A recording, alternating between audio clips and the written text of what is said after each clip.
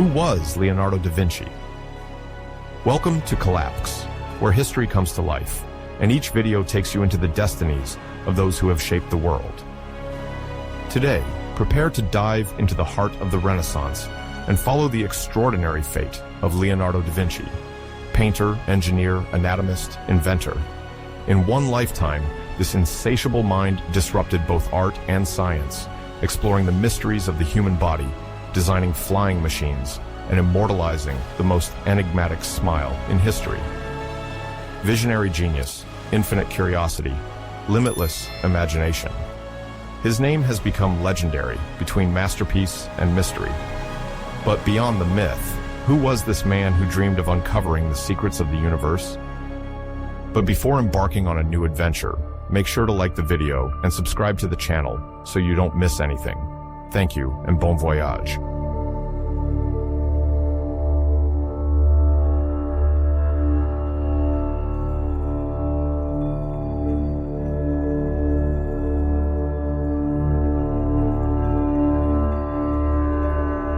At the very beginning of the 15th century, Europe began a period of profound transformation, marked by the emergence of the Renaissance in Italy and the gradual spread of new ideas across the entire continent. This Renaissance, which primarily began in Italian cities like Florence or Venice, fostered an intellectual, artistic, and scientific revival. Scholars then turned to authors of Greco-Roman antiquity, rediscovering classical texts and striving to translate them, generating growing interest in philosophy, literature, and natural sciences. The consecration of the individual and human reason is at the heart of this period, prompting artists and thinkers to develop a fresh outlook on the world and on man's ability to understand the universe around him.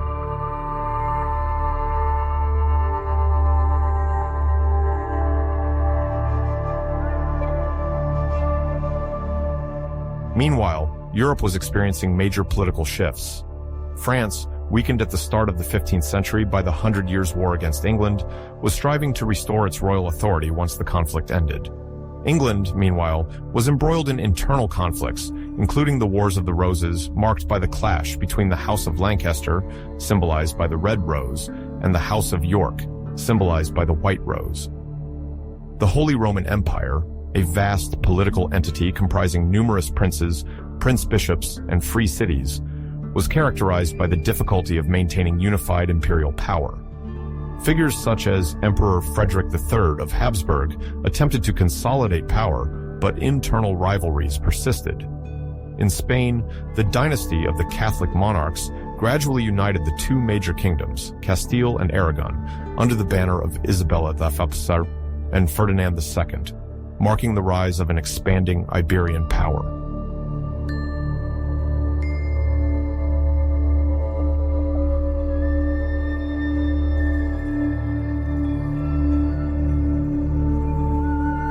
To these quarrels were added religious tensions. The Catholic Church, the dominant spiritual authority in Western Europe, was undergoing a period of questioning. The Western Schism, which saw several rival popes seated in Rome and Avignon, had already sown confusion within Christendom. Although the schism was resolved at the beginning of the 15th century, the Church had to contend with reform movements and internal criticisms. Precursor groups, such as the Hussites in Bohemia, called for a return to original purity, further weakening religious unity. The ruling dynasties, eager to expand their influence, also maintained complex relationships with the popes, particularly to legitimize their conquests or political marriages.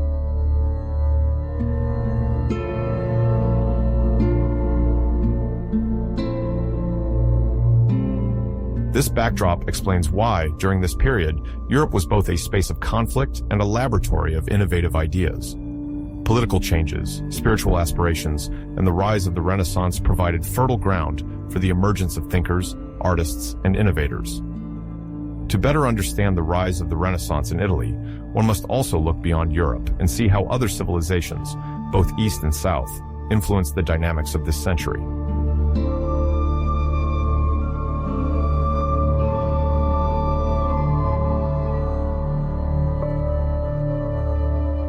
While Europe undergoes these transformations, the Islamic world experiences a phase of expansion and reformation. The Ottoman Empire, initially confined to Anatolia, the current Asian part of Turkey, experiences a rapid rise.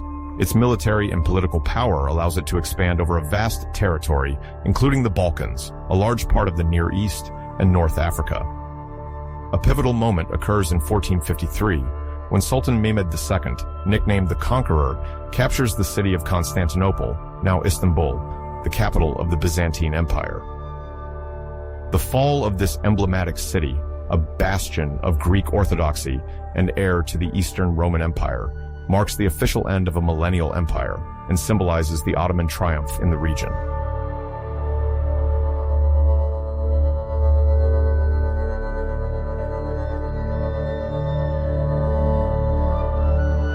The prosperity of the Ottoman Empire rests largely on its geographical position, enabling it to control trade routes connecting Europe and Asia. Italian merchants, particularly those from Venice and Genoa, maintain significant commercial ties with the Sublime Porte, the term for the Ottoman government. Although military tensions exist, especially around the Eastern Mediterranean, a flow of cultural and intellectual exchanges persists. Arab sciences, partly inherited from ancient Greek tradition, circulate through the Ottoman Empire and reach Christian lands. Knowledge in astronomy, medicine, and mathematics, compiled and then developed by Muslim scholars, influences European research.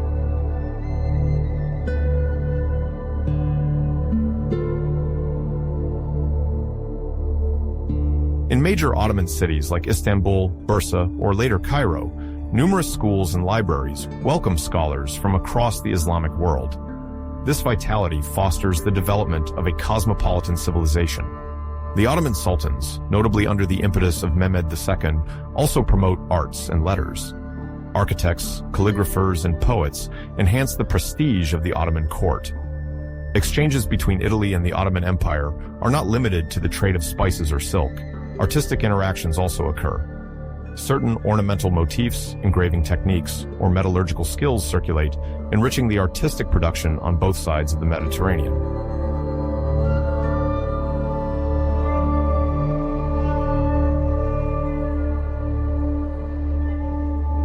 Nevertheless, Europe and the Ottoman Empire remain in a form of global rivalry. European powers, aware of the threat posed by the strong Turkish presence in the Mediterranean, strive to find other routes to bypass the Ottoman commercial monopoly, ultimately encouraging maritime explorations. The opening of alternative routes partly explains the engagement in the Atlantic, particularly by the Iberian kingdoms, seeking more direct access to Asian resources.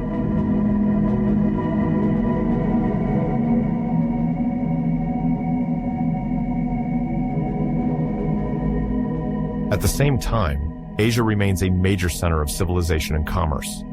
The ancient Silk Road, traversing Central Asia to link China to Europe, continues to exert its influence, even if its importance fluctuates due to local conflicts and the Ottoman control over the Mediterranean basin. By land, this road is traveled by caravans loaded with silk, spices, porcelain, and other precious goods, attracting the covetousness of Western merchants.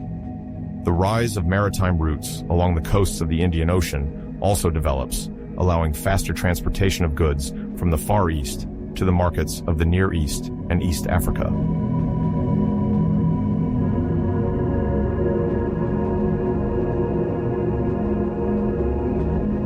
In China, the Ming dynasty is in power throughout the 15th century. Founded after the fall of the Mongol Yuan dynasty, it is characterized by a certain internal stability, a centralized administrative organization, and a desire to preserve Chinese cultural heritage. Emperor Yongle launches major maritime expeditions through Admiral Zheng He, who leads gigantic fleets in the Indian Ocean, reaching India, the Arabian Peninsula, and even the East African coast. These voyages, undertaken between 1405 and 1433, aim to establish a Chinese presence and forge diplomatic ties, but do not lead to colonization per se. After Yongle's death, the Ming court gradually reduces these expeditions, leading to a relative closure of the country. Despite this, China's renown and technological refinement, particularly in porcelain production and woodblock printing mastery, continue to fascinate foreign merchants.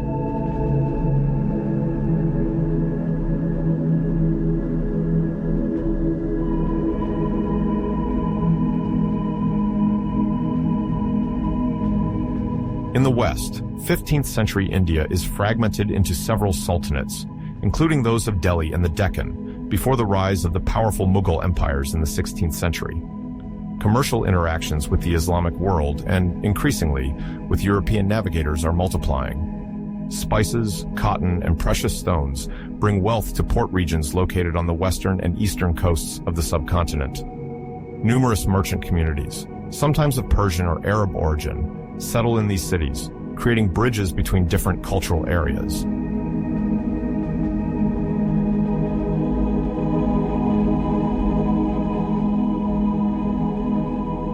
The desire to bypass Ottoman intermediaries and directly source spices, silk, and other costly goods encourages some European states to finance long-distance expeditions.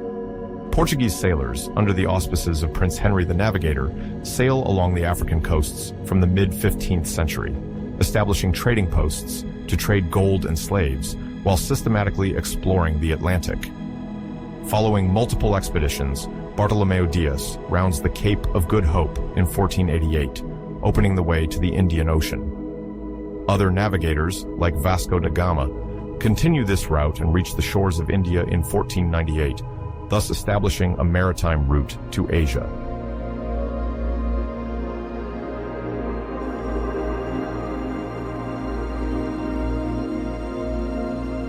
Meanwhile, Spain, newly unified by the marriage of Isabella of Castile and Ferdinand of Aragon, supports the more ambitious project of Christopher Columbus. He claims to reach Asia by sailing west across the Atlantic. In 1492, Columbus sets sail with 3 ships, the Santa Maria, the Pinta, and the Nina, and lands on territories unknown to Europeans, which he initially believes to be islands close to Asia. These territories are part of America, a continent entirely ignored by the European world until then, except for some Viking incursions several centuries earlier, whose impact remains marginal.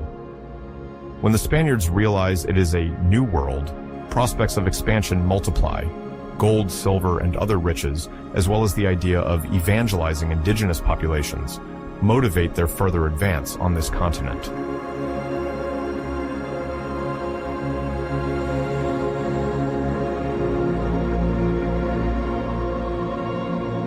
This discovery brings a major upheaval in the Europeans' perception of the planet's geography. It becomes clear that the Earth is much larger than some medieval cartographers thought. The Iberian empires hastened to gain an advantage. The signing of the Treaty of Tordesillas in 1494 between Spain and Portugal confirms a division of the world, drawing an imaginary line in the Atlantic to delineate the colonial influence zones of each power. The consequences for the Amerindian peoples quickly proved dramatic. The arrival of Europeans leads to microbial shock, forced exploitation, and significant social and cultural changes. However, for Europe, these discoveries markedly increase trade and influence mentalities, further fueling the scientific and geographical curiosity characteristic of the Renaissance.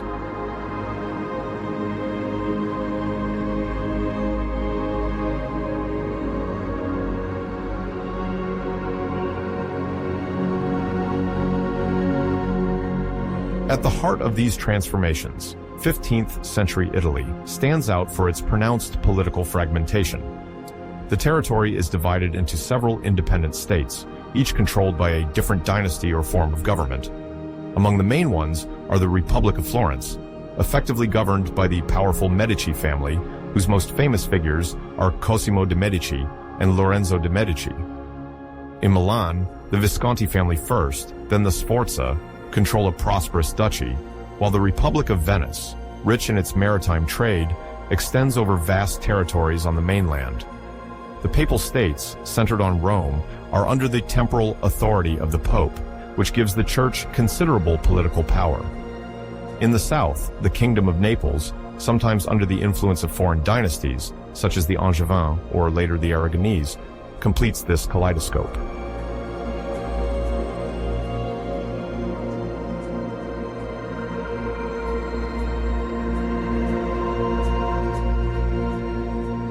Despite these divisions, the Italian peninsula shines with its cultural effervescence.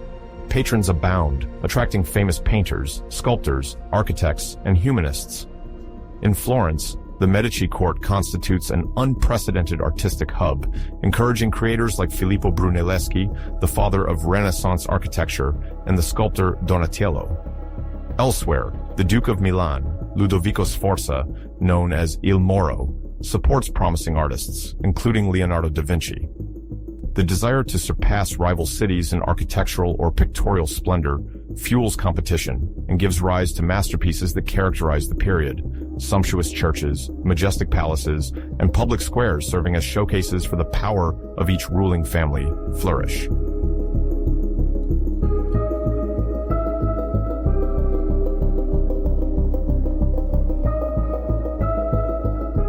In parallel, humanist ideas spread rapidly thanks to a renewed interest in ancient texts.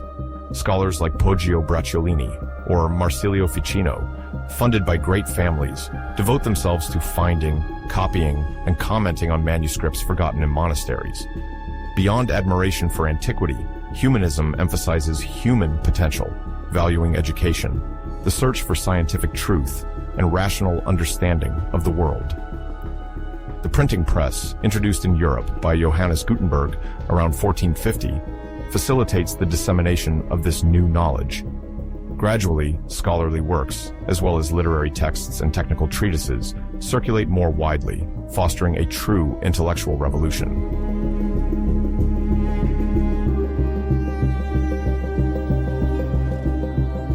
In the mid-15th century, in the gentle spring light of Tuscany, an exceptional child was to be born and forever mark the history of art and science. This child, who would later be called Leonardo da Vinci, was born in the village of Vinci on a date still subject to debate. Some official documents place it in 1452, while others place it in 1453.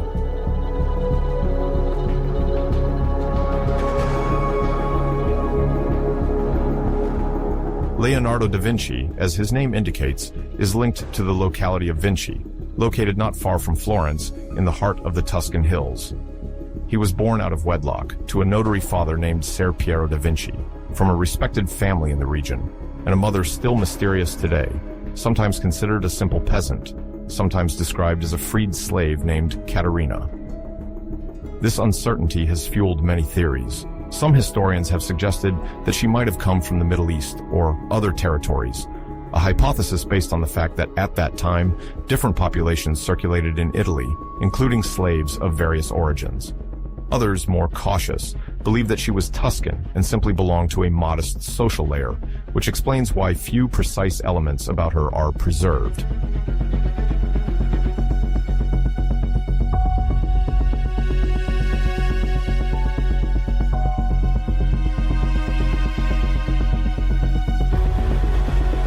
Ser Piero, for his part, was a relatively prosperous man.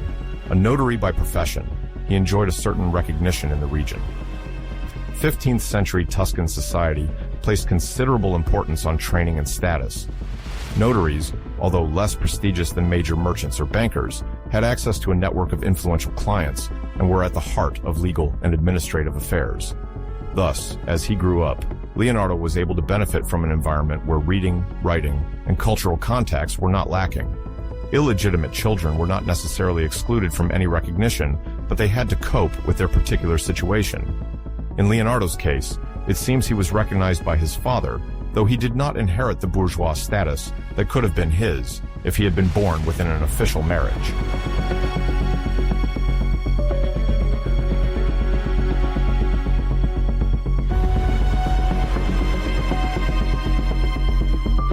Ser Piero's reputation in the Vinci region certainly played a role in his son's early access to an at least somewhat cultured environment. Even if he lived in the village, little Leonardo was not completely cut off from the arts or knowledge. Notaries regularly dealt with clerics, merchants, or local lords, sometimes crossing paths with learned humanists. However, Leonardo's mother, reputed to be of lower social standing, had to leave the village, or at least remain discreet. Little is known about her fate once separated from the child. Despite this shadowy area, the importance of a maternal figure in Leonardo's life is unquestionable. The most recent research suggests an intimate and affectionate relationship that would have nourished the artistic sensitivity and empathy so striking in the master's future work.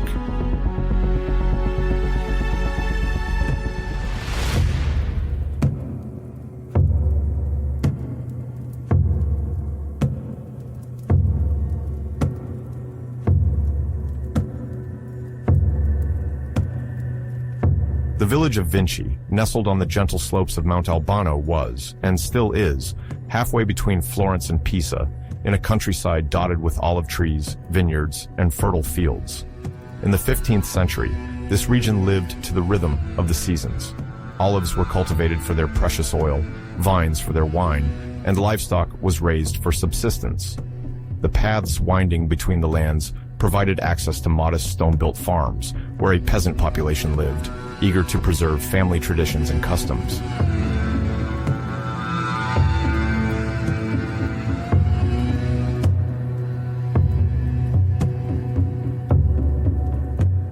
For a child like Leonardo, the Tuscan setting offered a true playground for exploration.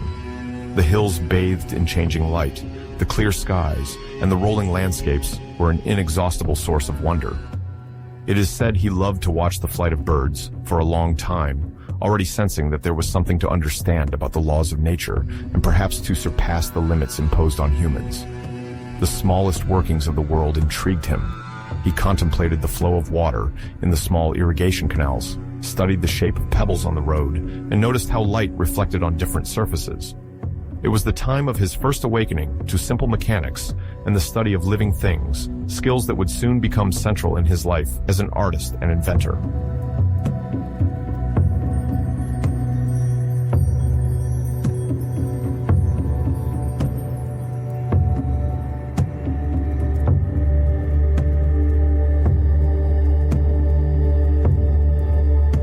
Daily life in the village of Vinci also included a form of collective solidarity. The inhabitants, for the most part, worked in the fields or tended to livestock, then met during local fairs or in front of the church, a crucial place for social life. The young Leonardo, curious about everything, must have heard the sounds of hooves on the paths, the rumble of summer storms, the voices of peddlers, and the lively conversations following Sunday Mass. He saw the diversity of manual trades, carpenters, blacksmiths, weavers. Perhaps he amused himself by examining their tools, trying to understand how the pieces fit together and what role each played.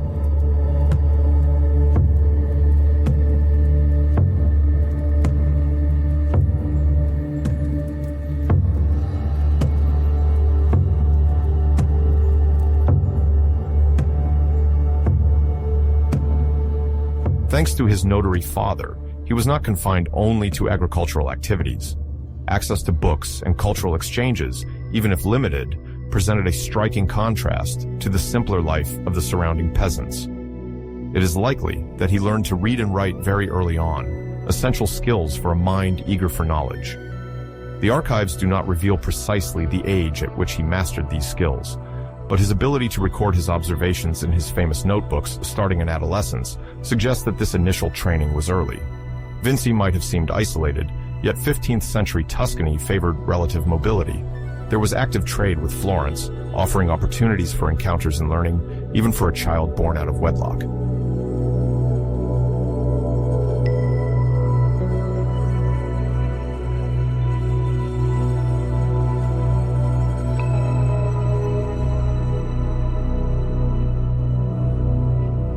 As is often the case with prominent historical figures, Leonardo's childhood could not fail to inspire legends and embellish tales.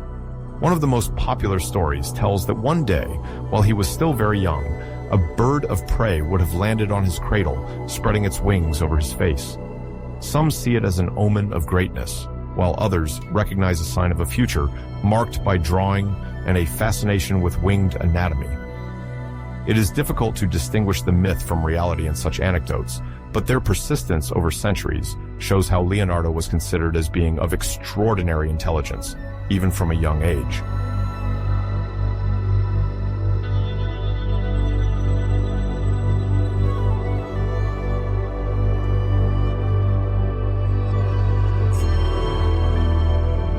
Other tales, less spectacular but just as telling, describe a rather silent child, preferring to absorb himself in the contemplation of the world around him rather than engage in ordinary chatter.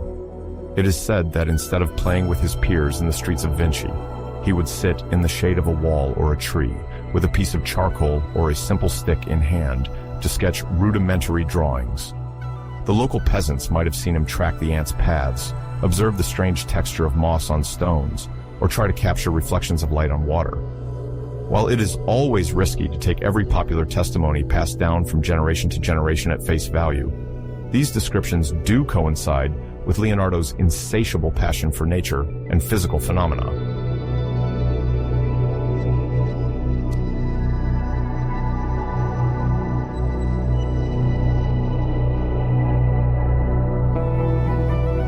Certainly, here's the translation as per your requirements. It is also reported that, from an early age, he practiced building small wooden mechanisms, inspired by the wheels and gears of local mills. The ingenious water lifting systems used at the time to water olive trees or operate certain weaving workshops captivated his mind, prompting him to imagine machines capable of harnessing the power of wind or flowing water. This early interest in mechanics is later evidenced by his notebooks, where he would draw intricate gears, winches, and various much more complex inventions in detail. It seems likely, in any case, that he nurtured this inclination from his earliest years in Vinci.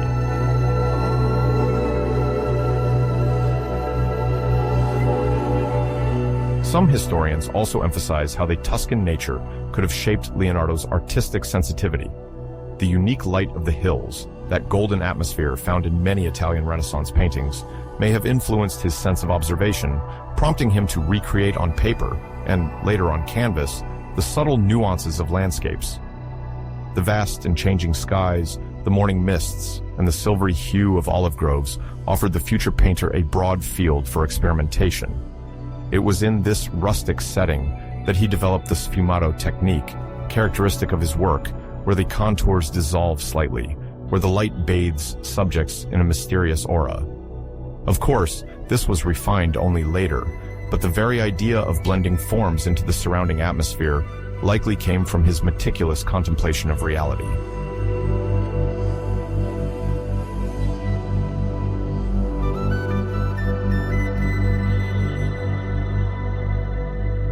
Florence, in the mid-15th century, is a whirlwind of ideas, innovations, and political ambitions.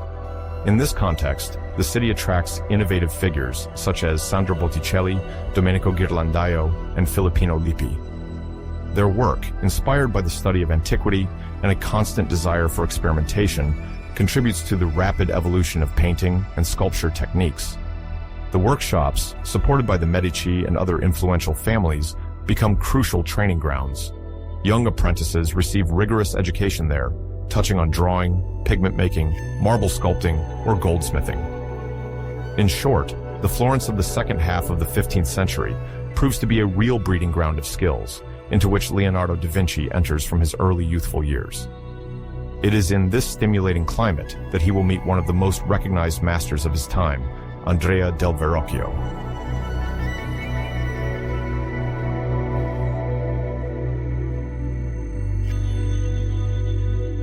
Andrea del Verrocchio, born around 1435, is a confirmed sculptor and painter.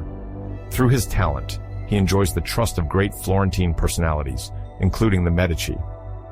His workshop is located not far from the cultural center of the city and gathers many budding artists. In Florence, the workshop is not just a simple workplace, it's a formative institution. There, one learns the basics of pictorial art, from canvas preparation and the study of perspective to gilding techniques or bronze sculpture casting.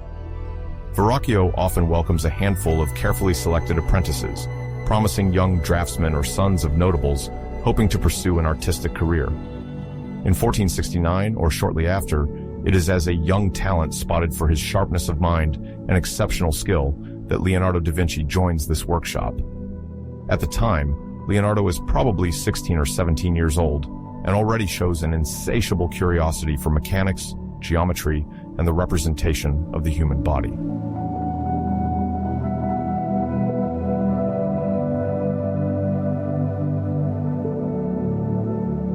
When Verrocchio discovers Leonardo's sketches, he is struck by the fineness of the drawing and the young man's ability to capture movement. Quite different from the more rigid methods of many apprentices, Leonardo's line is distinguished by its precision and suppleness. This is a decisive element in his selection. Verrocchio sees in him not only a future painter, but also a complete artist capable of engaging in different fields. The education Leonardo receives follows the Renaissance tradition. He must first familiarize himself with basic techniques, such as working with egg tempera on wooden panels or preparing oil bubbles for oil painting, an increasingly popular method. Meanwhile, Verrocchio's workshop is teeming with projects: sculptures intended for decorating churches, devotional paintings for various patrons, goldsmith works for liturgical or secular pieces. Leonardo participates in all these tasks, observes, and learns.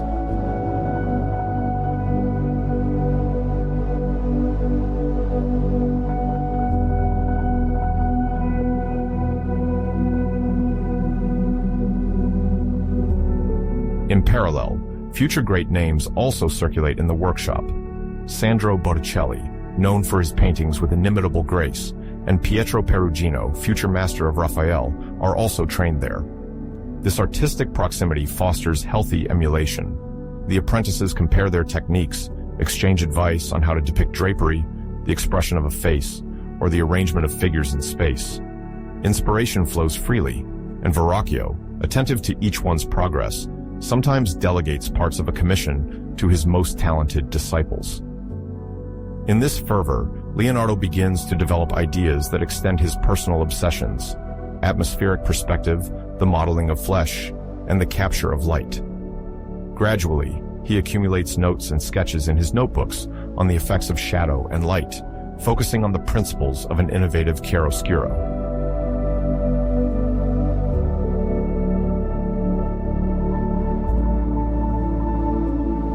The first tangible proof of his collaboration in Verrocchio's workshop is transmitted to us through the work, The Baptism of Christ, probably created between 1472 and 1475. This painting, commissioned for the Church of San Salvi, or perhaps for another religious destination, depicts Christ being baptized by St. John the Baptist, while two angels witness the scene. According to Giorgio Vasari, a 16th century art historian, one of these angels is the work of Leonardo.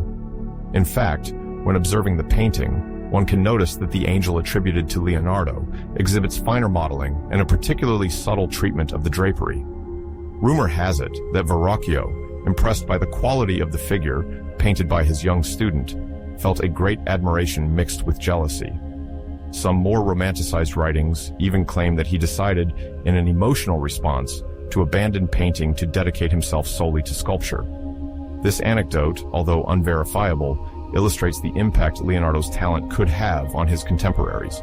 It also indicates the particular attention already bestowed upon this young man from the workshop, as his contribution stands out from the general style of the time.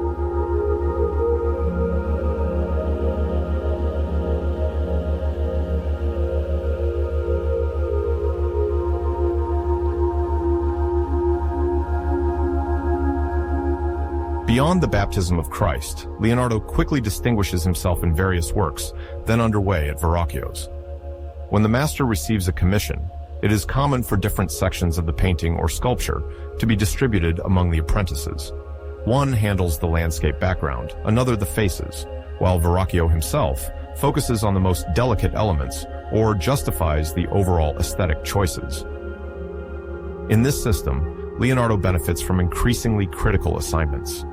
He is often tasked with painting secondary compositions or details requiring a good command of perspective. His ability to render volumes palpable, particularly in the clothing or positioning of figures, impresses the workshop's comrades. Sometimes, Verrocchio grants Leonardo relative freedom to test delicate shadow techniques that are challenging to reproduce with tempera. Leonardo already has the idea of exploring the effect of sfumato, the soft gradient that will later characterize his style.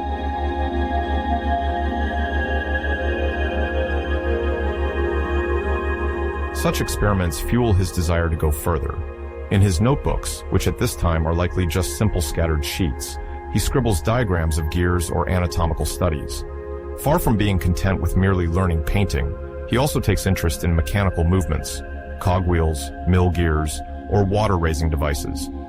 He observes how the human body can be understood as a machinery, where muscles and tendons function according to principles of tension and balance. In Florence, this scientific curiosity does not go unnoticed. Humanist circles, encouraged by the spirit of the Renaissance, value the observation of nature and the rediscovery of Greek mathematics.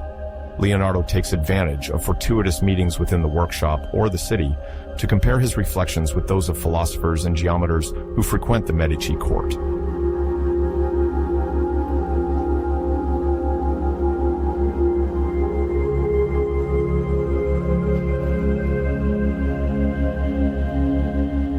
Very quickly, one recognizes in him a passion for precision.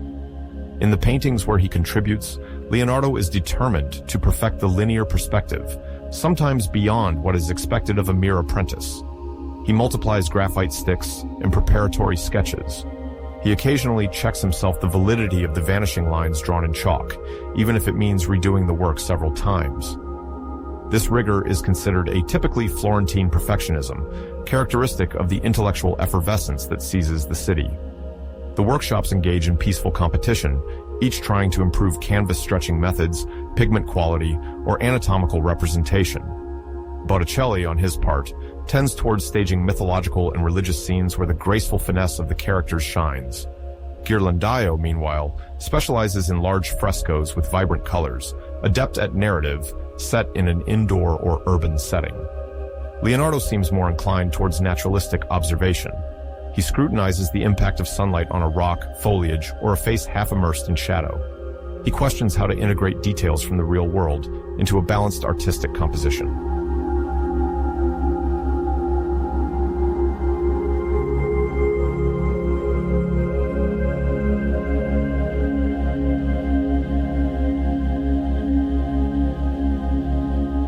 After a few years spent in Verrocchio's workshop, Leonardo stands out even more.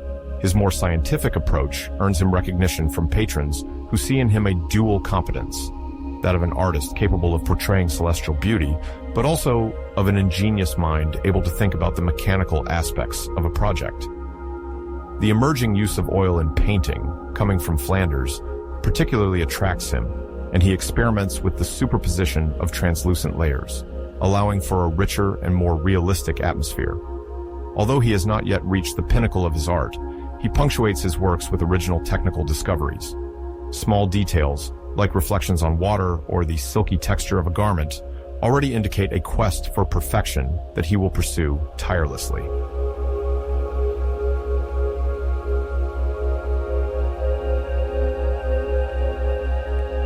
However, it is mostly in drawing that he fully develops his freedom.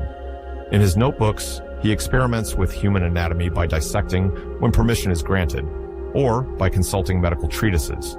This practice remains marginal in Florence since it sometimes provokes the disapproval of the church. Yet, interest in the internal structure of the body grows over the years. Leonardo sketches the musculature of an arm, details the tendons of an ankle, or the insertion of bones in a hip. These early pages herald the immense anatomical work that will later mark his notebooks: skull cuts, studies of the heart, investigations on blood circulation.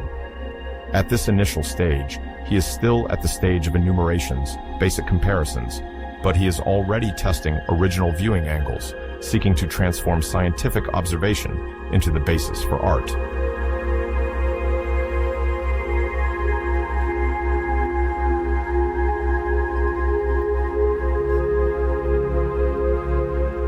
Quickly, Leonardo manages to secure his first contracts. In Florence, several private patrons and religious institutions are then looking to embellish chapels and palaces. The Medici, who govern behind the scenes, support the arts to enhance their prestige and present themselves as protectors of humanist culture. In this environment, favorable to artists, Leonardo received a commission for The Annunciation, a work now exhibited at the Uffizi Gallery. It is believed to have been created towards the end of the 1470s or the beginning of the 1480s. This painting already illustrates Leonardo's meticulousness in rendering draperies and the precision of perspective. He complicates his optical effects by playing on the depth of the garden and the fine grid of the balustrade. The face of the Virgin, delicately lit, reflects the painter's attention to reproducing softened light transitions, which will later be called sfumato. Around the same period, he is also attributed with the Madonna of the Carnation. In this painting, the Virgin holds a red carnation, symbol of Christ's passion. This detail, as well as the tenderness in the gestures between the mother and the child, already highlights Leonardo's concern to reveal human tenderness, rather than confining to a strictly sacred representation. Each work from this independent phase is therefore characterized by a growing virtuosity, both in the use of perspective and in the art of blending colors to achieve subtle gradients.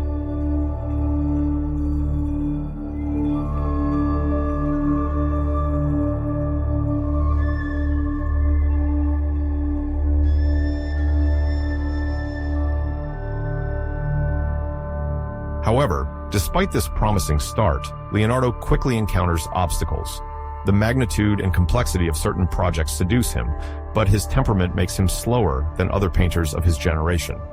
He is demanding of himself and does not hesitate to interrupt work if he feels he is no longer progressing, or if financial and material constraints do not allow him to achieve the desired perfection. It is thus that one of the striking traits of his personality emerges, a constant tension between, on one hand, creative exaltation, and on the other hand, an almost obsessive desire to perfect every technical and artistic detail. A notable example is the fresco of the San Bernardo Chapel in Badia, Fiorentina. Leonardo was commissioned with this work in the early 1480s. The archives mention the existence of preliminary agreements, but it seems that the project stalled and was then simply abandoned even before the mural came to life. Several reasons are put forward by historians: lack of funds, change in the priorities of patrons, or more likely, a conflict between Leonardo's perfectionism and the deadlines imposed by the ecclesiastical institution. This cancellation already reveals a recurring trait in his journey. Leonardo initiates ambitious creations, devises sometimes revolutionary sketches, but is hindered by his own demands or by the technical complexity he seeks to implement.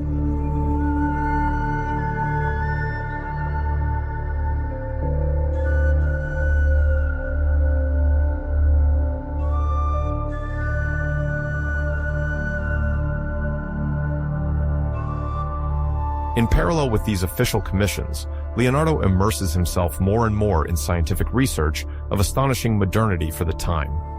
His interest in the human body drives him to seek permission to dissect cadavers in Florentine hospitals, notably Santa Maria Nuova, although dissection practices remain rare and often limited by the Church. Around the 1480s, the first anatomical drawings by Leonardo appear in his notebooks. He seeks precise understanding of muscles, tendons, the skeleton, and even takes pains to sketch internal organs. It is a bold approach that will nourish a more realistic rendering of human morphology in his paintings. Many contemporaries do not, however, have access to these hidden works, often kept in personal notebooks. They sometimes discover slight allusions to this anatomical knowledge in the subtlety of poses or the accuracy of depicted movements. Leonardo's drawings already reveal the rigor of a scientist, examining each joint like an engineer, seeking to understand the underlying mechanisms.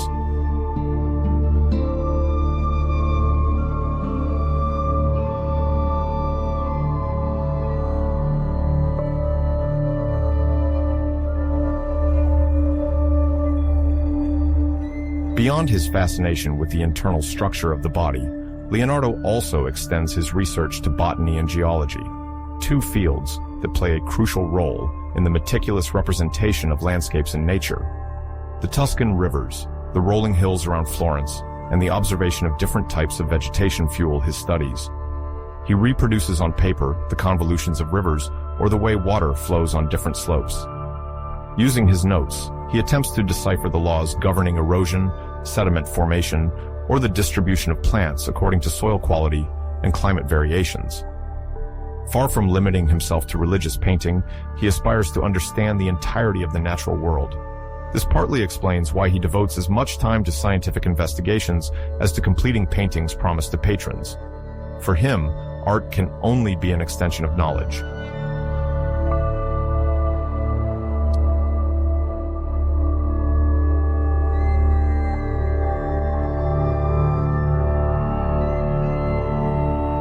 Socially, Leonardo skillfully navigates an environment where humanist culture is at its peak. The court of the Medici encourages the meeting of artists, philosophers, and scholars. Among the prominent figures are Marsilio Ficino and Angelo Poliziano, two great humanists of the Renaissance. The former is known for his works translating and commenting on Plato's texts. He leads a circle of thinkers attracted by Neoplatonism, a doctrine placing man at the center of the universe and seeking to reconcile ancient wisdom with Christian teachings. The latter, Poliziano, is a poet and scholar of Greek and Latin, enjoying immense prestige. In these circles, Leonardo, endowed with a keen and curious intelligence, finds echoes of his taste for observation and universal knowledge. Although he is not a classical scholar in the strict sense, he does not master Latin as perfectly as some of his contemporaries. He stands out for his truly experimental approach. While Ficino and Poliziano scrutinize ancient texts, Leonardo turns to direct observation of nature, the methodical analysis of light, and the concrete study of geometry and space. It is precisely this blend of humanist reflection and practical application that captivates the Florentine court.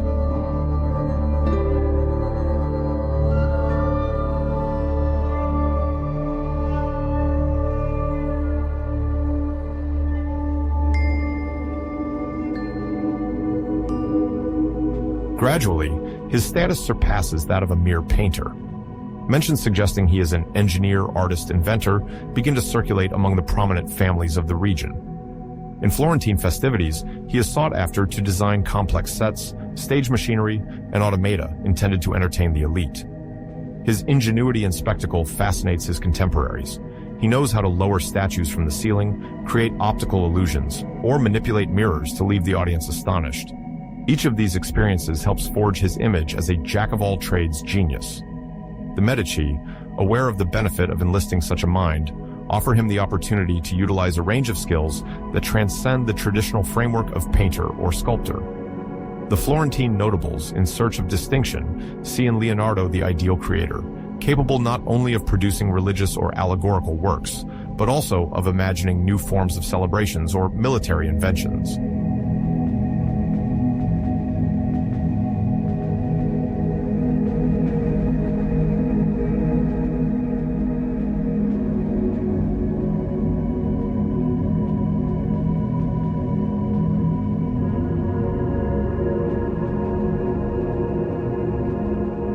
Despite the emerging recognition from his patrons and the growing fame attached to his name, Leonardo is not entirely satisfied.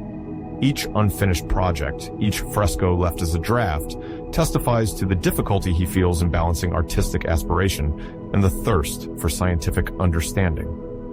Although he masters painting, he already sees himself as a man of universal knowledge. He wants to innovate, measure, experiment, and anticipate grand architectural or mechanical projects. However, the commission system in 15th century Florence often expects him to produce more standardized works, delivered within reasonable time frames. Frictions thus arise between this inventive young artist, whose productivity is deemed irregular, and the Florentine patrons sometimes eager to showcase their new acquisitions.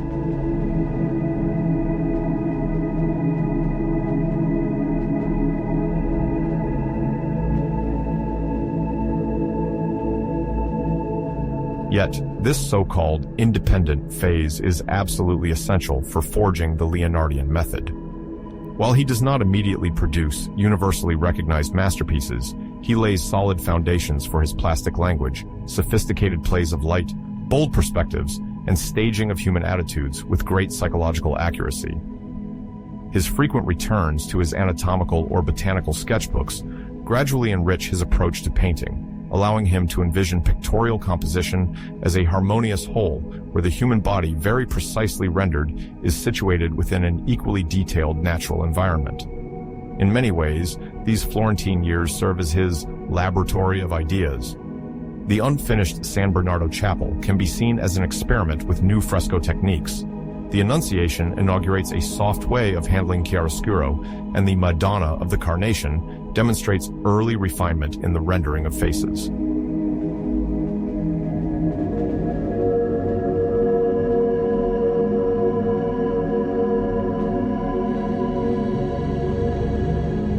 At the end of the 15th century, the city of Milan emerges as one of the most dynamic artistic and scientific centers in Italy. The Sforza family, having taken control of the duchy after the Visconti dynasty, transforms the city into a significant hub of power and culture. Ludovico Sforza gains increasing authority from the 1480s, initially as the regent of his nephew, then gradually taking effective control of the duchy. Under his influence, Milan undertakes ambitious urban infrastructure projects and hosts renowned artists whose influence will resonate throughout Europe. The Italian political context of this era is characterized by an unstable balance between various rival powers: Florence, Venice, the Kingdom of Naples, and the Papal States. Milan, for its part, draws closer to the Kingdom of France to strengthen its position on the peninsula. Ludovico Sforza seeks, through this strategy, to bolster his status by forging various strategic alliances, while continuing to develop the reputation of his court as a refined center, combining splendor and knowledge.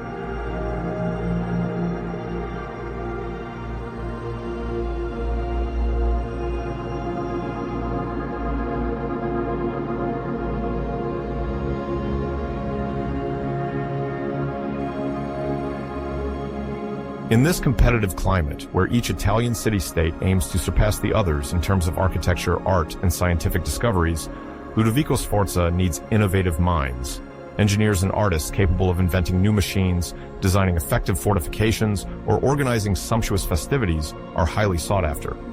This context provides Leonardo da Vinci with the ideal opportunity to make a name for himself. Florence can no longer hold him, and Milan, with its ambitious patron, becomes the perfect stage to express his multiple talents.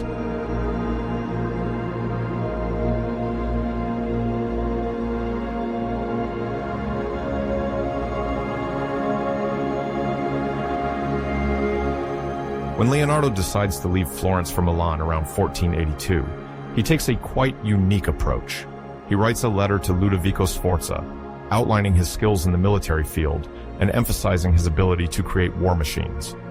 Although he was already recognized as a talented painter, Leonardo chooses to present himself first as an inventor and engineer, convinced that the military argument is the most persuasive to catch the Duke's attention. In his letter, he lists various inventions: lightweight and mobile bridges for crossing rivers, advanced cannons capable of surprising enemies, primitive fragmentation bombs, and even plans for armored tanks.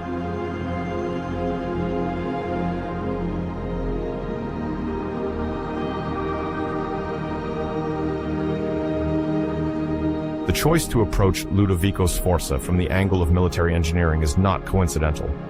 The competition among the Italian city-states, punctuated by conflicts, generates particular interest in defensive and offensive innovations. Cities like Milan aspire to enhance their armies and fortification systems by employing the best technicians of the time. Moreover, proposing new weapons is a way to captivate a ruler keen on protecting himself and asserting his authority in the region.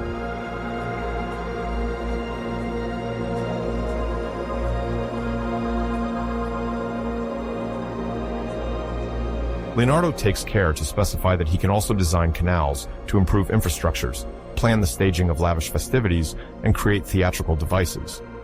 By doing so, he demonstrates that beyond military needs, he is capable of dazzling the Milanese court with his ingenuity. This approach appeals to Ludovico Sforza, especially since the artist-inventor offers the prospect of transforming Milan into a center of technical excellence. Following this daring letter, Leonardo is invited to join the Milanese court, where he will be able to deploy his multiple talents.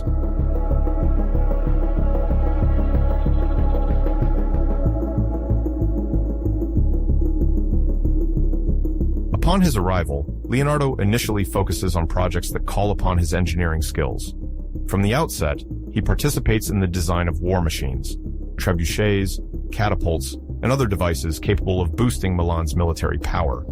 He also works on fortifying citadels and organizing canals intended to facilitate the transport of goods.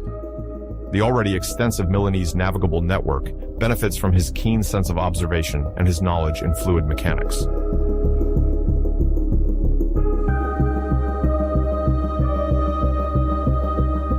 Ludovico Sforza is also fond of sumptuous receptions. Leonardo is thus entrusted with organizing scenographies and special effects intended to amaze a court eager for entertainment. The ceremonies and spectacles of that era require mobile sets, light plays, and complex machinery to surprise the guests. The Florentine artist does not limit himself to mere decoration. He invents sliding systems, rudimentary automations, all while meticulously attending to every detail to imbue the festivities with an almost magical dimension.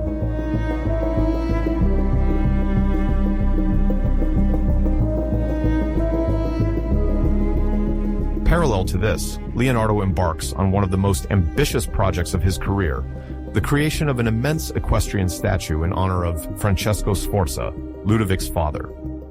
The goal is to celebrate dynastic power, while surpassing in majesty the works commissioned by other Italian courts. Leonardo designs a gigantic bronze horse, whose clay model would have reached nearly 7 meters high.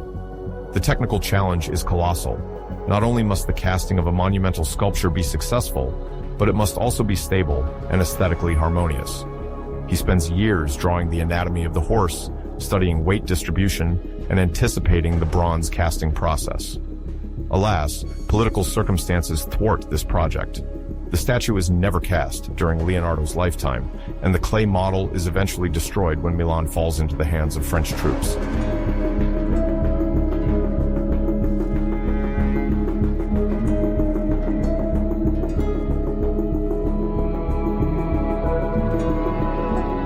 Nevertheless, during the years 1480 to 1490, Leonardo undertakes various ad hoc tasks for the Duke, whether it be event architecture, decorations for tournaments, or consultations on urban planning. This atmosphere of intellectual effervescence, combined with the financial support of Ludovico Sforza, serves as a springboard for his polymathic aspirations.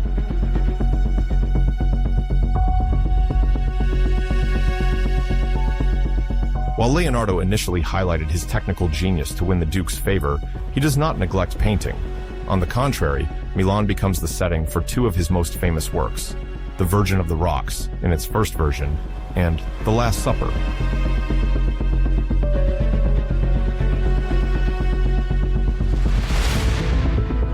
The Virgin of the Rocks is painted around 1483 for the Confraternity of the Immaculate Conception. It is characterized by a subtle play of chiaroscuro that gives the characters an almost living presence. Leonardo deploys a keen sense of composition. The Virgin, the infant Jesus, Saint John the Baptist, and the angel are grouped in a rocky landscape that reflects his concern for realism and a certain mystery. This mineral decor, bathed in deep shadows and faint glows, reveals his taste for geology, rendering of reliefs, and atmospheric perspective.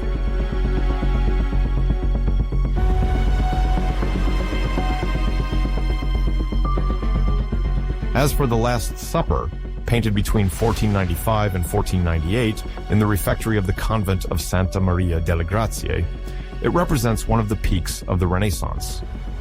Commissioned by Ludovico Sforza to adorn the wall of the room where the monks take their meals, this mural fresco is painted with a particular technique.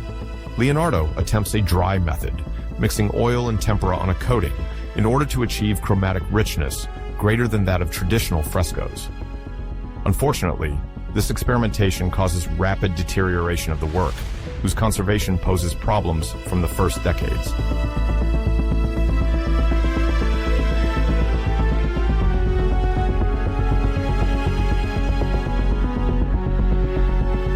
On a pictorial level, The Last Supper is remarkable for its intense theatricality.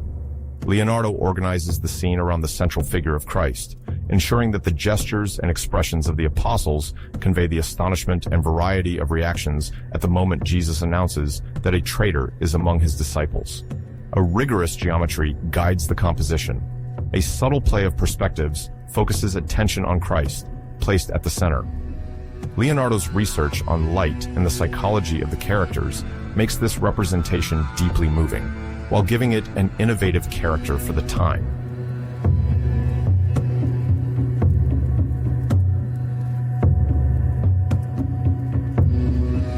Beyond his official artistic commissions, Leonardo takes advantage of the Milanese court to deepen his scientific research. He becomes friends with scholars like the mathematician Luca Pacioli, a specialist in geometry and algebra, with whom he exchanges ideas on perspective, proportions, and the golden ratio.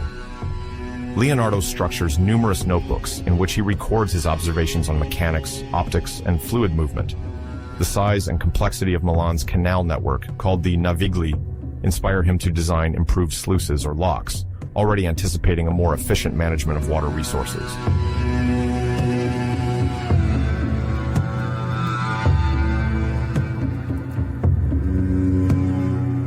His interest in optics leads him to study the refraction and reflection of light, subjects particularly useful for painting, especially for chiaroscuro effects or the sfumato technique, which he continually refines.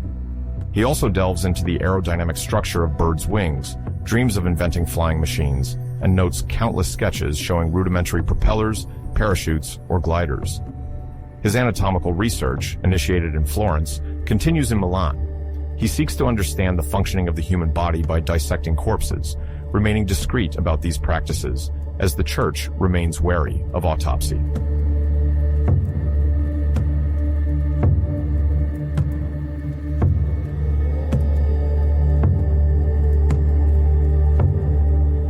Among those frequenting the court of Ludovico Sforza is Donato Bramante, a talented architect and engineer. The exchanges between these two great minds foster emulation around urban and religious projects. Bramante, who would later work in Rome, is at that time active in Milan, notably on the tribune of Santa Maria delle Grazie. Leonardo and he have the opportunity to debate proportions, the design of sacred spaces, and perspective. Each inspires the other, contributing to making Milan a true center of artistic and intellectual excellence during the Renaissance.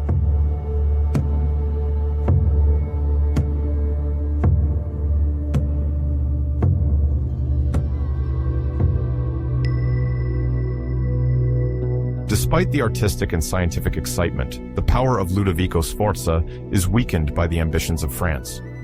Favoring alliances formed with Milan's rivals and alleging hereditary rights over Lombardy, the King of France, Louis XV, declares war on the duchy. In 1499, the French troops invade the region and advance rapidly to the city gates. Ludovico tries to organize the resistance, but the forces are too unequal. Eventually, Milan falls under French domination. It's the end of Il Moro's reign.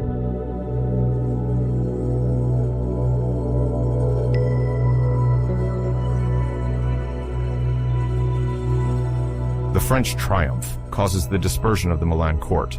Ludovico Sforza is forced to flee before being captured sometime later. All the great projects initiated under his patronage come to an abrupt halt. Consequently, the large clay model of the equestrian statue of Francesco Sforza, left unprotected, is used as a target by French soldiers and destroyed, obliterating one of Leonardo's most ambitious sculptural endeavors. For his part, the artist must leave Milan, carrying with him many of his notebooks, drawings, and sketches.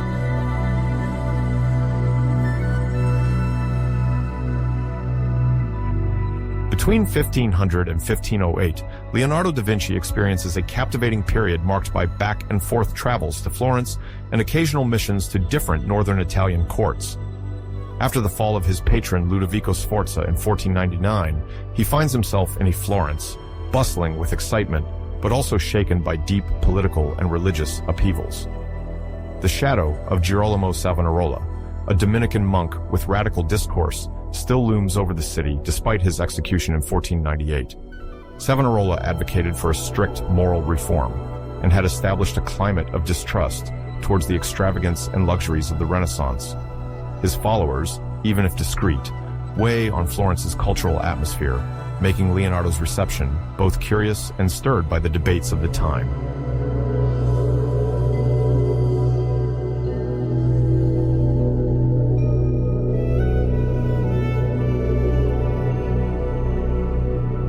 Despite this troubled context, Leonardo's genius is quickly called upon. The Florentine Republic, engaged in a long conflict with the city of Pisa over control of the land in the course of the Arno River, needs new ideas.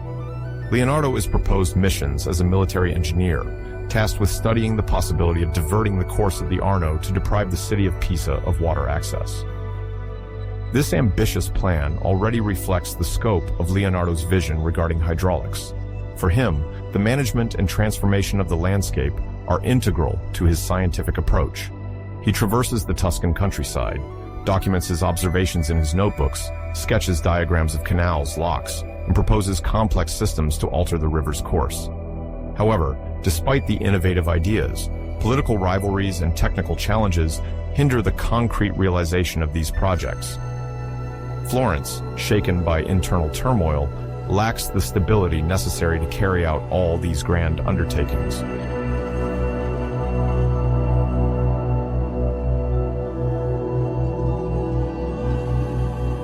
At the same time, Leonardo is approached for an entirely different field, painting. The city seeks to reconnect with its artistic brilliance and wishes to adorn the Great Hall of the Palazzo Vecchio, called the Hall of the Great Council, with a monumental fresco illustrating a glorious moment in Florentine history. The Florentine government asks him to depict the famous Battle of Anghiari, a confrontation in 1440 where the Republic of Florence defeated the troops of the Duke of Milan. The authorities aim to exalt the strength and pride of the city by recalling a memorable triumph. For this extensive project, Leonardo finds himself in indirect competition with Michelangelo Buonarroti, the young Florentine sculptor and painter on the rise, who has been entrusted with the creation of another fresco on the Battle of Cassina, a different event, but equally important in the Tuscan imagination.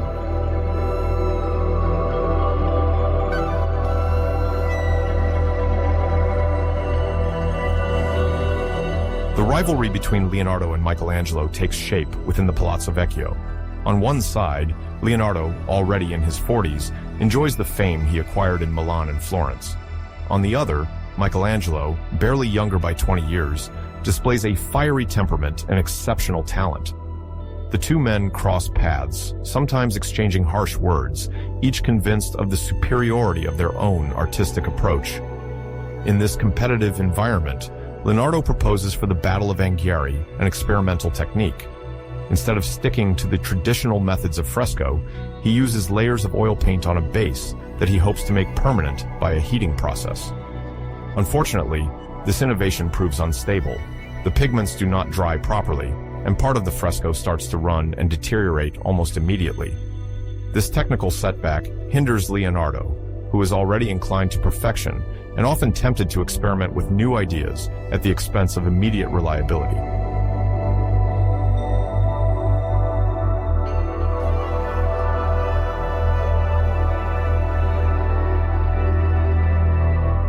Despite these difficulties, the composition of the Battle of Anghiari attracts admiration from his contemporaries. The preparatory drawings show rearing horses and riders, throwing their spears with vigor, while the flags, carried by the wind, convey the tension of the conflict. According to testimonies, Leonardo manages to convey on the soldiers' faces an unprecedented psychological intensity, a mix of rage and determination. This effect, reinforced by a play of light and shadow, illustrates the artist's desire to explore movement and emotion. Yet, unfinished and poorly preserved, the fresco in its definitive form gradually disappears, a victim of later renovations and political disputes that reorganized the hall's space. Today, only sketches and copies made by other painters allow us to glimpse the splendor of this lost draft.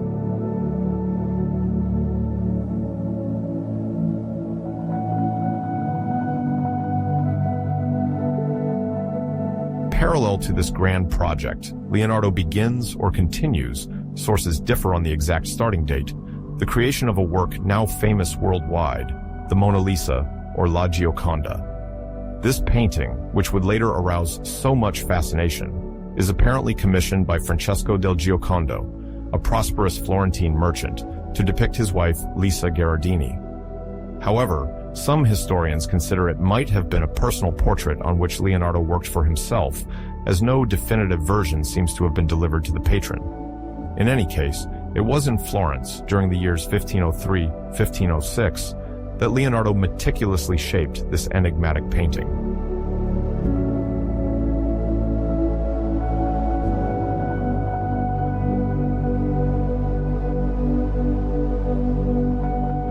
The sfumato technique, of which he is one of the masters, reaches unparalleled subtlety in the Mona Lisa.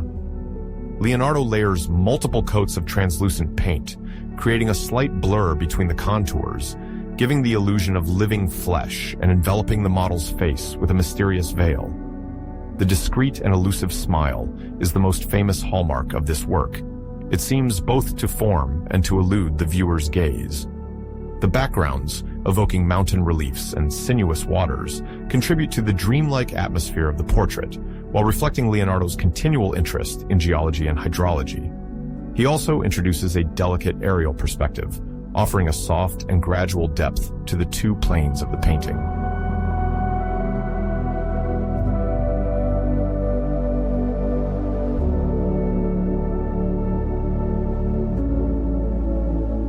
Beyond technical virtuosity, the portrait holds a unique human dimension. If it was indeed Lisa Gherardini who posed as the model, her serene posture and frank gaze seem to align with Leonardo's quest for naturalism and sensitivity. Some anecdotes suggest that he hired musicians to relax his model during the posing sessions, reflecting his concern with capturing spontaneous expressions rather than a stiff and fixed pose. Even at the scale of a simple commissioned painting, Leonardo always seeks that which pertains to the living, the infinitely subtle in human expression.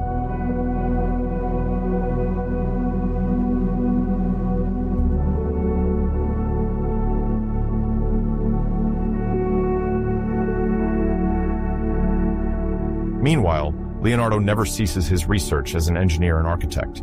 His notebooks, written in mirror script from right to left, are filled with diagrams and reflections on machines, fluid mechanics, and even hypothetical vehicles. Thus, one finds studies for a rudimentary bicycle well before the official invention of the bicycle, or drafts of armored tanks, conical or circular, intended to protect soldiers on a battlefield. His observations on flight fascinate him just as much. Birdwing flapping, air currents, helices, and parachutes are subjects of countless sketches. To a contemporary eye, these inventions may seem visionary, so much so that there has been long debate over whether Leonardo was truly ahead of his time or simply a spirit too free to be limited by the scientific confines of his era.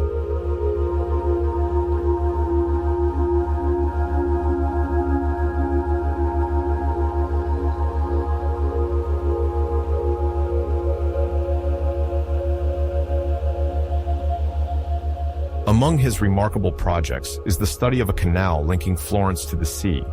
The objective was to secure direct access to a maritime port, opening up new commercial and strategic perspectives.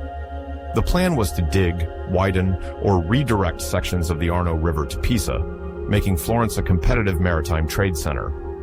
However, the complex terrain and local rivalries, combined with the technological limits of the 16th century, make the task extremely arduous. Furthermore, the city does not always have the resources to finance works of such magnitude. Recurrent political troubles, the rotation of officials in the Republic's government, and the rise of competing powers like the Republic of Venice further complicate the completion of such a project.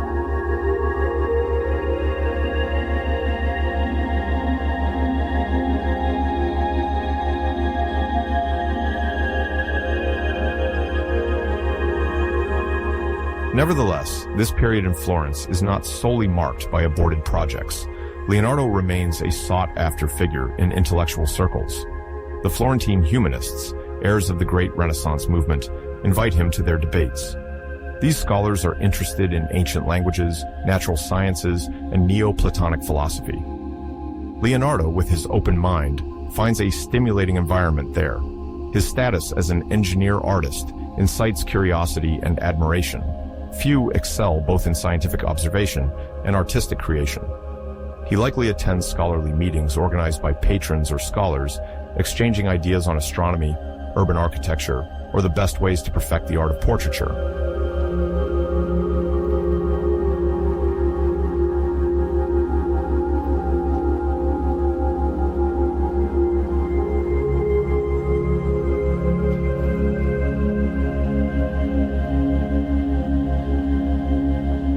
During these Florentine years, Leonardo also makes some trips outside the city. He is reported to have been in Mantua, where he meets the renowned benefactress Marchioness Isabella d'Este, whom he had already met in Milan. Some historians suggest he might have discussed portrait projects and other artistic ventures with her.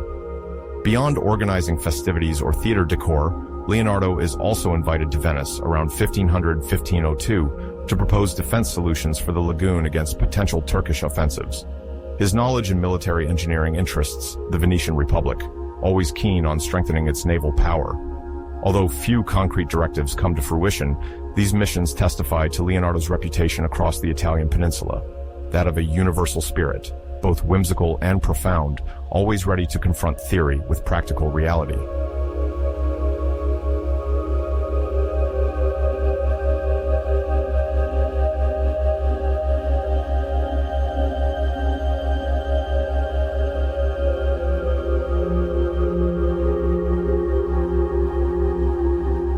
During these short stays, Leonardo never neglects his notebooks.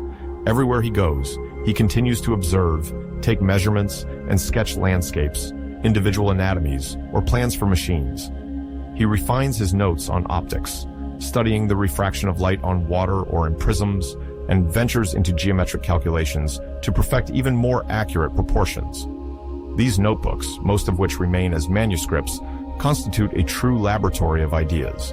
They echo the voice of an indefatigable researcher, compiling reflections on living organisms, the dynamics of fluids, the structure of the human body, botany, and even possible cosmic phenomena. In such a context, painting for Leonardo is not a sole purpose, but a part of a whole, the manifestation of a desire to understand and unify the experience of the world through observation.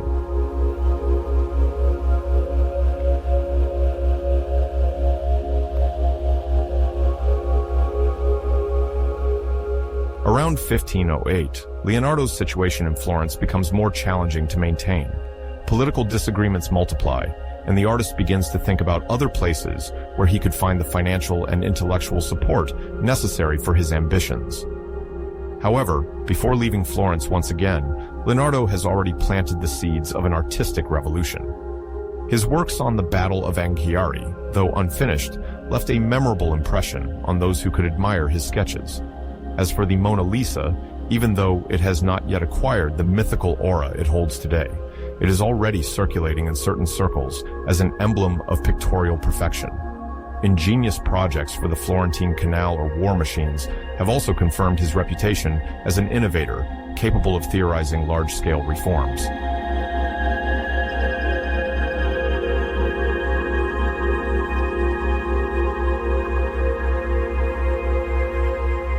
Back in Milan in 1508, Leonardo da Vinci finds a city under French domination for several years. This city in northern Italy, once governed by the powerful Sforza, is now administered by Charles d'Amboise, governor on behalf of the King of France Louis XV, and then his successor Francis I d'Amboise, sensitive to the arts and sciences, quickly shows willingness to support Leonardo, whom he regards as an extraordinary scholar and creator. In this context of occupation, the French authorities seek to consolidate their influence by relying on the reputation of the great minds of the Italian Renaissance. Leonardo, eager to resume his projects in a conducive environment, seizes this opportunity to continue his work and experiments, both artistic and scientific.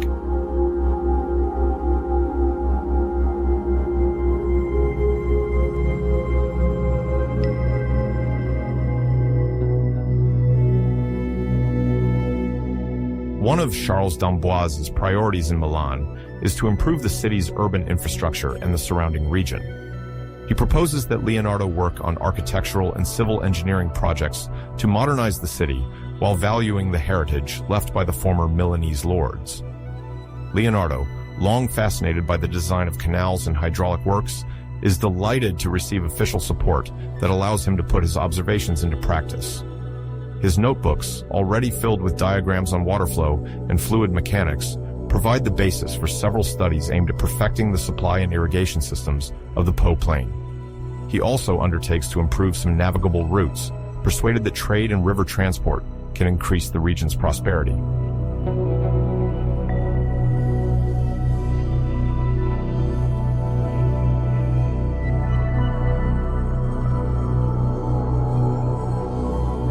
The architectural projects are in turn encouraged by the French desire to mark the city with their influence. Leonardo proposes plans for official buildings, imagines new fortifications, and considers urban aesthetics with an eye for harmony between form and function. Many drawings show ambitious geometric structures, witnessing his profound knowledge of mathematics and perspective. However, not all of these projects always reach the realization phase. Often, resources are lacking, or political priorities change, forcing Leonardo to travel elsewhere to find the necessary support for his ventures. Despite these obstacles, Milan remains a favorable ground at this period, where Charles d'Amboise, an active patron, continues to protect the artist and promote his talent at the French court.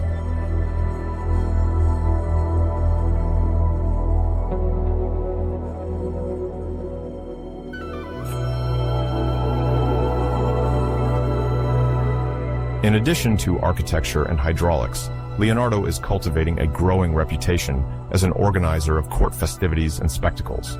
Charles d'Amboise, appreciating the brilliance that such celebrations can bring, occasionally entrusts him with the scenography of official events. Through ingenious machines, mobile sets, and surprising stage creations, Leonardo reveals an inventive and versatile spirit.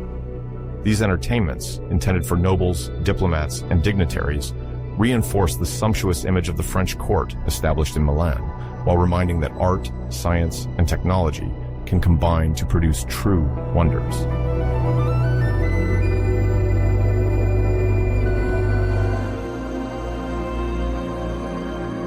During this second Milanese period, Leonardo undertakes to rework one of his great religious compositions, the Virgin of the Rocks. The first version of this painting, created for the Confraternity of the Immaculate Conception, had already achieved a certain success.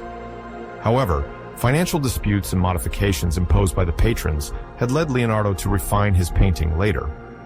The second version, generally dated around 1508, presents a similar composition, but is more accomplished in the arrangement of figures and the treatment of light.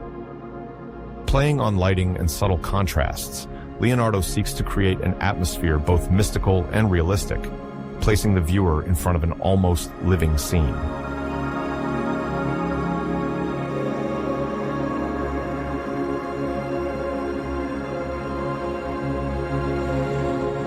In parallel, the artist passionately engages in anatomical studies. With contacts in the medical field, he obtains, in certain circumstances, permission to examine cadavers to deepen his knowledge of the human body. He produces remarkably precise drawings. Muscles, organs, and skeletons are depicted with a quasi-surgical level of detail. These studies aim not only to perfect his pictorial art, but also to nourish a global understanding of the body's mechanics. Fascinated by the links between bone structure and movement, Leonardo meticulously notes his observations in his notebooks, many of which will remain unknown to the public for centuries.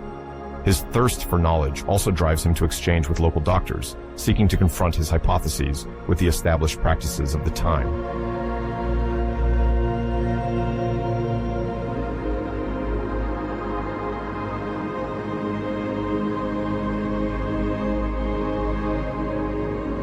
Leonardo does not limit himself to anatomy. He is also interested in astronomy and dedicates time to observing the sky. According to his own reflections, light and shadow play an essential role in the representation of the world, whether it is a painting or the celestial vault. He explores refraction, the dispersion of light rays, and the trajectory of celestial bodies, sometimes drawing the crescent moon or the brightness of stars. Always equipped with his notebooks, he seeks to unlock nature's secrets, linking the macroscopic, the vast skies, to the microscopic, the structure of plants, or the internal configuration of the heart. For him, these different realms are part of the same drive, to understand the universal laws that govern life and the environment.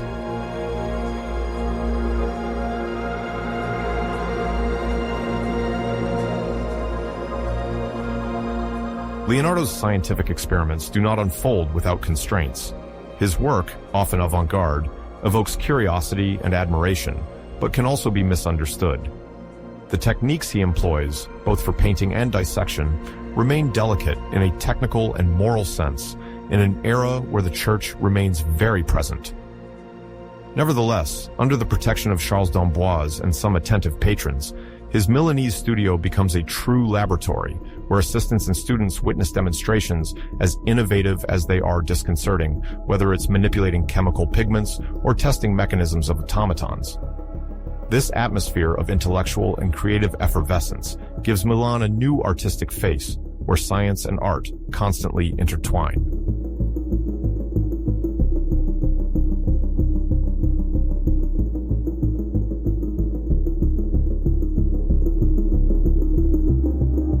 Around 1513, Leonardo is invited to travel to Rome, where the new Pope Leo X, from the powerful Medici family, resides. This invitation is part of a papal will to gather the most promising talents of the Italian peninsula around the Vatican. Rome, in full transformation, then attracts many famous artists. Raphael perfects his frescoes there, while Michelangelo continues his gigantic work for the Sistine Chapel and other prestigious commissions. For Leonardo, this Roman stay represents an opportunity to get closer to the ecclesiastical power circles and to benefit from increased protection. Indeed, Leonardo has already worked for the Medici in Florence, and the new pontiff is inclined to reward his faithful with posts and commissions.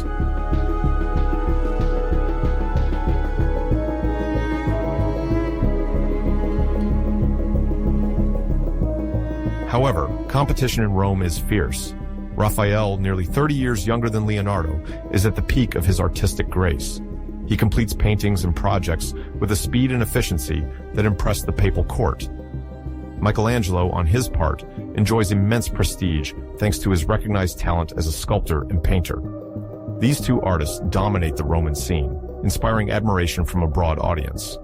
In contrast, Leonardo, who is approaching 60, stands out as an exception, as his approach is different. Unlike Raphael, he rarely finishes his work within the expected time frames. Furthermore, he insists on experiments that sometimes do not immediately yield tangible results.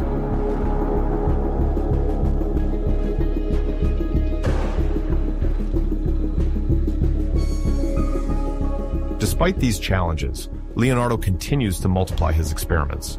He is interested in alchemy, seeing in this discipline a potential way to act on matter, transform metals, or obtain new colors. Having already tested various painting techniques, he explores the possibility of developing pigments more resistant to humidity or the deterioration of time. His notebooks from this period also mention optics and how to correctly represent perspective in an enclosed space. He seeks to precisely calculate how light diffuses, taking into account the laws of geometry. Some steps are purely speculative, but others result in observations that will be rediscovered much later, proving the pioneering nature of Leonardo.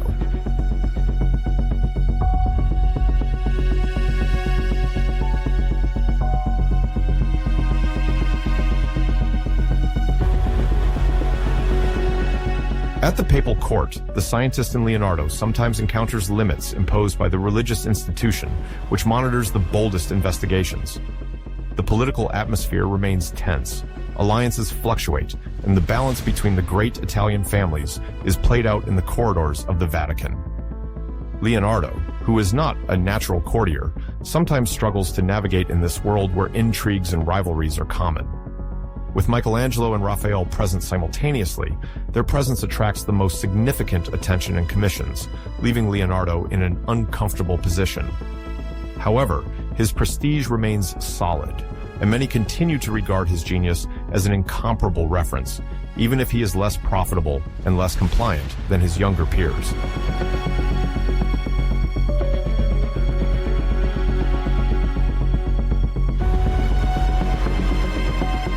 Between Milan and Rome, Leonardo moves according to the promises of patronage and requests that reach him. However, during this period, he regularly faces economic challenges. Several of his commissions, whether paintings, architectural projects, or orchestrations of spectacles, are not always paid on time. Political upheavals and financial difficulties of some patrons weigh on the artist, who struggles to maintain a stable lifestyle. Furthermore, his scientific research does not always come with regular funding. Their results, difficult to capitalize on immediately, sometimes create misunderstanding among more pragmatic patrons who are concerned with making their investments profitable.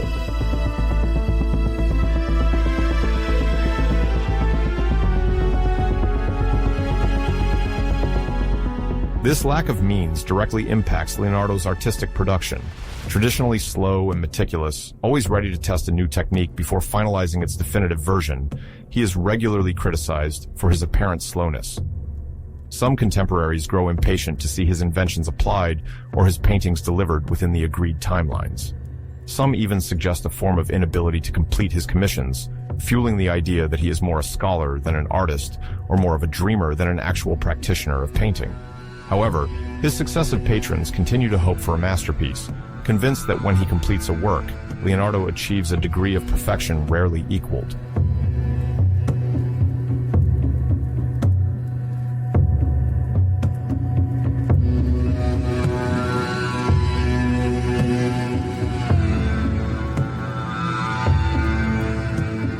his perfectionism proves all the more demanding as he juggles a multitude of interests: anatomy, architecture, optics, perspective, mechanics, not to mention painting itself. Each new experiment can lead him to postpone a current task in the idea of integrating a theoretical advance or an unprecedented technical solution. Sometimes he starts a portrait or a fresco, then momentarily turns away from this realization to develop a canal project or a scientific instrument. In this context, it is not uncommon for him to abandon some commissions definitively when conditions no longer seem suitable to him, or when his financiers lose interest in the initial project.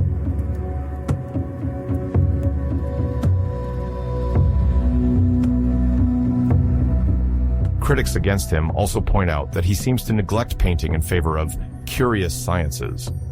For many patrons, the value of an artist lies primarily in his ability to produce tangible works, preferably lucrative or easily exploitable to establish power. However, by dedicating considerable sums to dissections, plans of war machines, or studies of hydraulics, Leonardo sometimes finds himself at odds with more Cartesian minds, who are puzzled by what they perceive as dispersion. He faces the frustration of those who would like to hang one of his paintings on their walls, while he dreams of inventions that would revolutionize urbanism or medicine.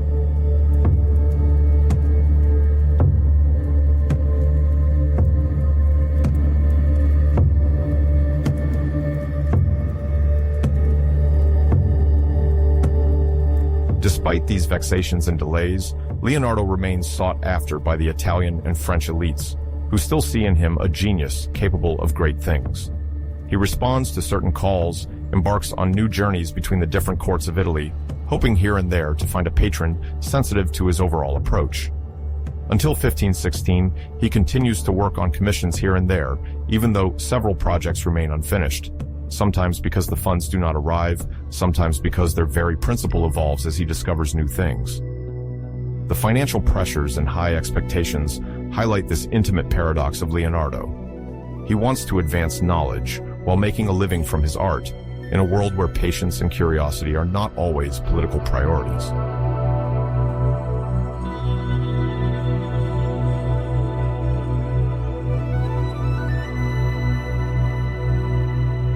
At the very beginning of the 16th century, the young king of France, Francis III, shows great admiration for the arts and sciences. Crowned in 1515, he seeks to lead his kingdom into an era of cultural renewal and wants to rival with the great Italian courts, where the Renaissance is in full swing. To establish his prestige, he sets out to attract eminent artistic figures.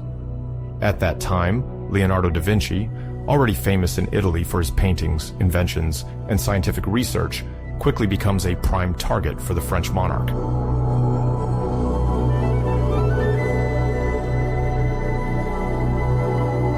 In 1516, Francis III sends an official invitation to Leonardo. Upon arriving in the Loire Valley in the autumn of the same year, Leonardo is bestowed with the title of First Painter, Engineer, and Architect of the King. This official status guarantees him a privileged position. He no longer depends on the uncertainties of occasional commissions and enjoys a regular pension paid by the monarchy. Moreover, as a sign of respect and high esteem, Francis III grants him the right to reside at the Château du Clos-Lucé, located in close proximity to the royal Château of Amboise. This manor, also known as the Château du Clos-Lucé, is just a few hundred meters from the sovereign's main residence, thus offering Leonardo a peaceful setting to continue his work while remaining readily accessible to the king's requests.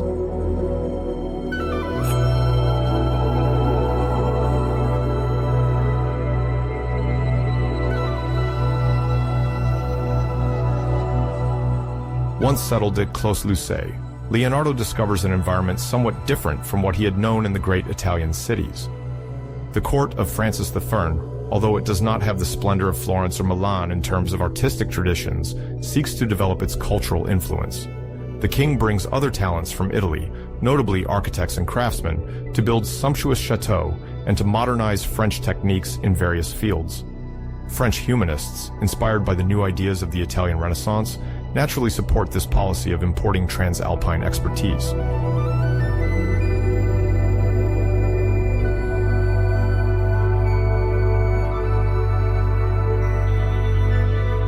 Thanks to the royal favor, Leonardo enjoys comfortable financial support. He receives a considerable annuity, covers his travel expenses, and can employ assistants of his choice. Furthermore, he benefits from relative freedom regarding his research themes.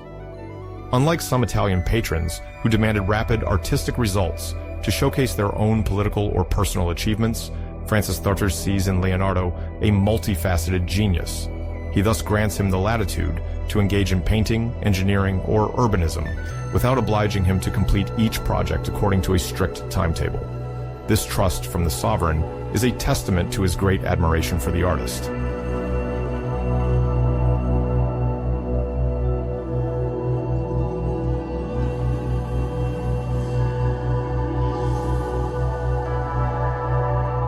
In this context, a rumor spreads at the court. Leonardo is said to have come along with some of his most precious paintings, including the famous Mona Lisa, a work now globally known by its French title, La Joconde. Historians still debate the date the painting arrived in France, but many believe that Leonardo always kept it close, continuously reworking this mysterious portrait. It is likely that upon leaving Italy, he took this unfinished masterpiece with him to continue making small touches in his perpetual quest for perfection. The presence of the Mona Lisa in France from the second half of the 1510s would be one of the reasons why the painting is today displayed at the Louvre Museum in Paris.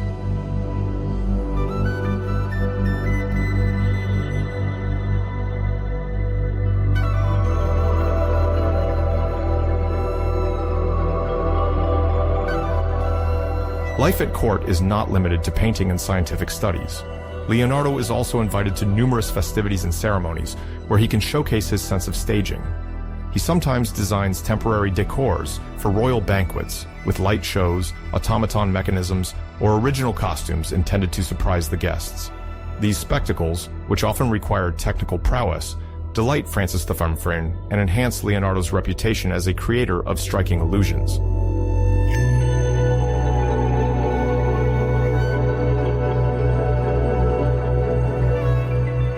Alongside his activities at court, Leonardo pursues engineering and architectural projects.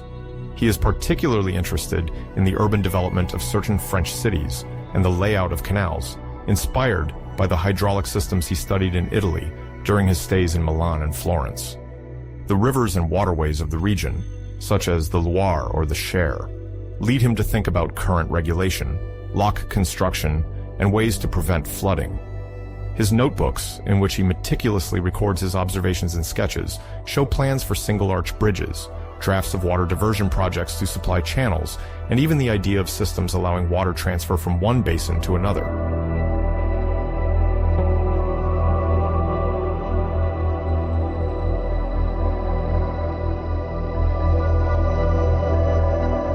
Besides hydraulic development, Leonardo also continues his scientific research, notably in anatomy. Even though his access to bodies for dissection is more restricted in France than in Italy, where he was able for a time to secretly study cadavers with the consent of hospitals, he continues to explore the proportions of the human body and various biomechanical aspects. Several of his drawings from this period show a particular interest in the anatomy of the horse, a central animal in court life for transportation and war. These include very precise sketches of equine musculature, studies of the spine, and observations on the animal's gait.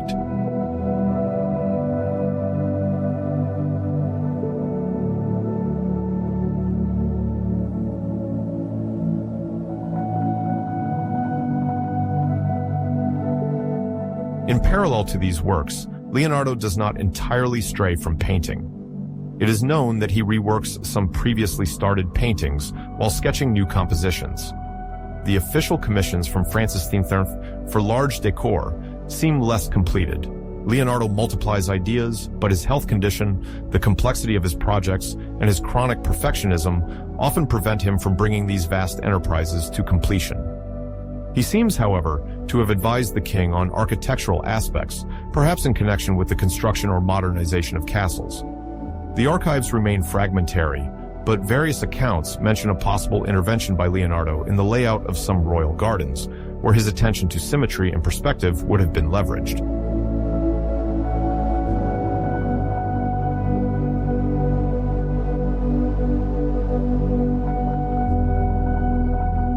As the months pass, Leonardo's health declines. By 1517 or 1518, some sources mention a progressive paralysis of his right arm, possibly linked to a stroke or nerve degeneration. For a painter accustomed to handling the paintbrush or sculpting tool, this handicap makes artistic practice increasingly difficult.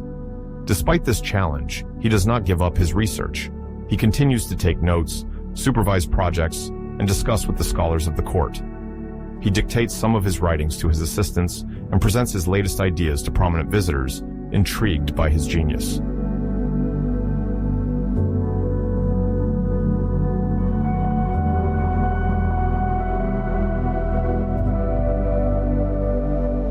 Leonard died on May 2, 1519, in his room at Clos-Lucé, at the age of about 67. This event inspired often romanticized accounts. A persistent legend, later taken up by some authors, claims that Francis III held the artist in his arms at the moment of his last breath. While it remains possible that the king visited Leonard shortly before his death, it is unlikely that he was physically by his bedside at that precise moment. Nevertheless, the image of Leonard, breathing his last in the arms of an admiring king, has left a lasting impression and traversed the centuries, to the point of nourishing the sentimental memory of the French court.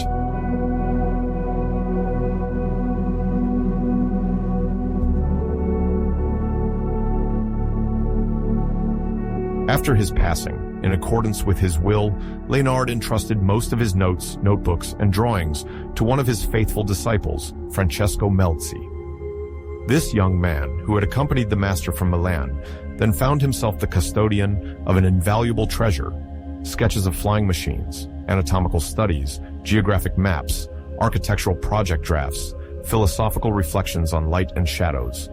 All these documents testify to the prodigious intellectual curiosity of Leonard. Unfortunately, part of these archives would disperse over time, sold or bequeathed to other collectors, or lost due to the carelessness of later heirs. This dispersion made the study of Leonard's work complex, until specialists began to gradually collect and reconstruct his notes, revealing the breadth of his multidisciplinary research. In the artistic domain, Leonard's legacy is undeniable. His technique of sfumato, his mastery of composition, and his keen sense of perspective durably influenced the generations of painters that followed him. The Florentine and Milanese schools, in particular, benefited from his innovations, thereby perpetuating his innovative style. On the scientific and technical front, Leonard was centuries ahead of his time. His sketches of helicopters, parachutes, and armored vehicles demonstrate an extraordinary inventiveness. In anatomy, the precision of his drawings already heralded a modern and rigorous approach, paving the way for major advances in understanding the human body. Leonardo da Vinci's aura extended far beyond scholarly circles. Over the centuries, he has become the very archetype of the universal genius, fascinating artists, historians, and the general public alike.